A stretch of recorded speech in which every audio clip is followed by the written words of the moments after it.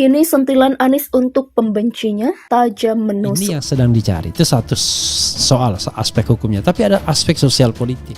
Saya membayangkan kalau Anies Baswedan ditersangkakan mungkin ngamuk banyak orang. Mungkin ya. Karena itu harus hati-hati juga. Karena bisa memicu katakanlah revolusi sosial ya mungkin. Atau mungkin perubahan sosial yang drastis, kita tidak tahu. Tapi intinya saya membayangkan istana sedang berhitung.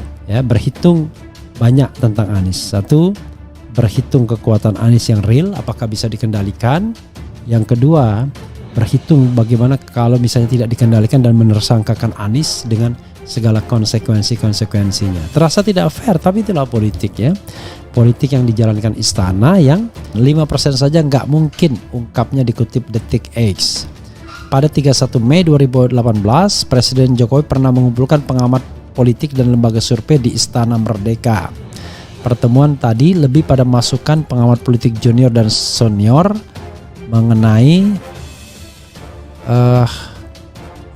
mengenai apa saja kondisi terkini, problem yang harus diberesin yang sifatnya aktual atau sistem. Presiden, ada hal khusus nggak yang dulu dilakukan Pak Jokowi ketika masih menjadi pelajar dan mahasiswa yang manfaatnya itu sangat terasa hingga saat ini ketika menjabat jadi presiden?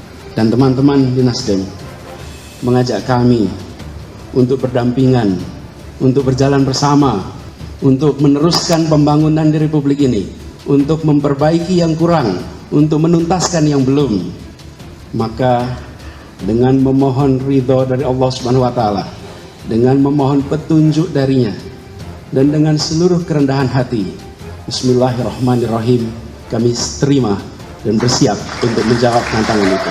Bakal calon presiden dari Partai Nasdem Anies Baswedan sadar betul bahwa perjalanan menuju Pilpres 2024 seperti sedang mendaki gunung. Melalui jalan terjal berbatu dan penuh rintangan, Anies dalam orasi politiknya di hadapan ribuan warga yang memadati alun-alun Kabupaten Ciamis, Jawa Barat, Minggu 20 November 2022 memberi pesan khusus kepada para relawannya. Mantan Gubernur DKI Jakarta itu menekankan agar relawannya tidak ikut menjelek-jelekan pihak lain.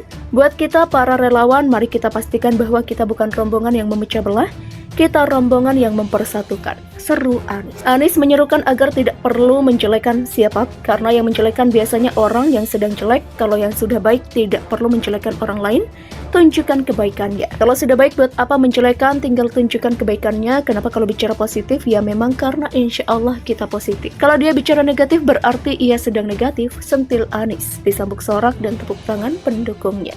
Jadi buat seluruh relawan, Anies kembali berpesan jangan terbawa ikut-ikutan menjelekan. Bila kita dijelekan, jawab Assalamualaikum, gitu aja, sambung Anies.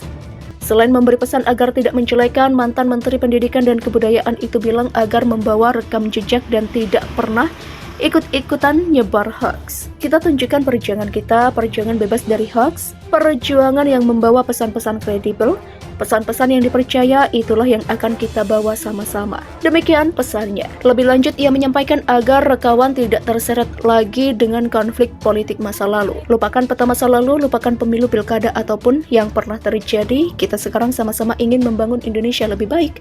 Dan semua diajak untuk berada di dalam barisan ini, pungkas Anies. Di sisi lain, telah mantapkan hati untuk maju di Pilpres 2024, Anies Baswedan disebut menjadi ancaman serius bagi kelangsungan lingkar kekuasaan Presiden Joko Widodo. Selain karena Anies menjadi kandidat kuat di antara kandidat dari kekuasaan, percikan konflik antara Anies dan Jokowi sudah tercium lama. Sebagaimana diketahui, Anies Baswedan awalnya adalah bagian dari pemenangan Jokowi di 2014 lalu dan mendapat posisi Menteri Pendidikan dan Kebudayaan saat Jokowi menang hingga akhirnya ditendang juga oleh Jokowi. Sampai sekarang alasan dipecatnya Anies terus jadi perbincangan di publik dan memunculkan beragam spekulasi.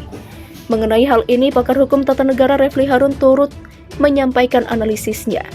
Refli menilai ada pembisik yang mendorong agar Anies segera dihentikan dari panggung istana. Bukannya tanpa alasan, Refli menilai Anies Baswedan bukanlah sosok yang minim rekam jejak mengenai prestasi sebelum turun langsung di gelanggang dunia politik. Membiarkan Anies Baswedan sama saja memelihara anak macan yang akan menjadi besar dan berbahaya untuk sang pemilik sendiri. Sebagaimana diketahui, Anies merupakan rektor Universitas Paramadina plus membuat gerakan yang fenomenal yakni Indonesia Mengajar.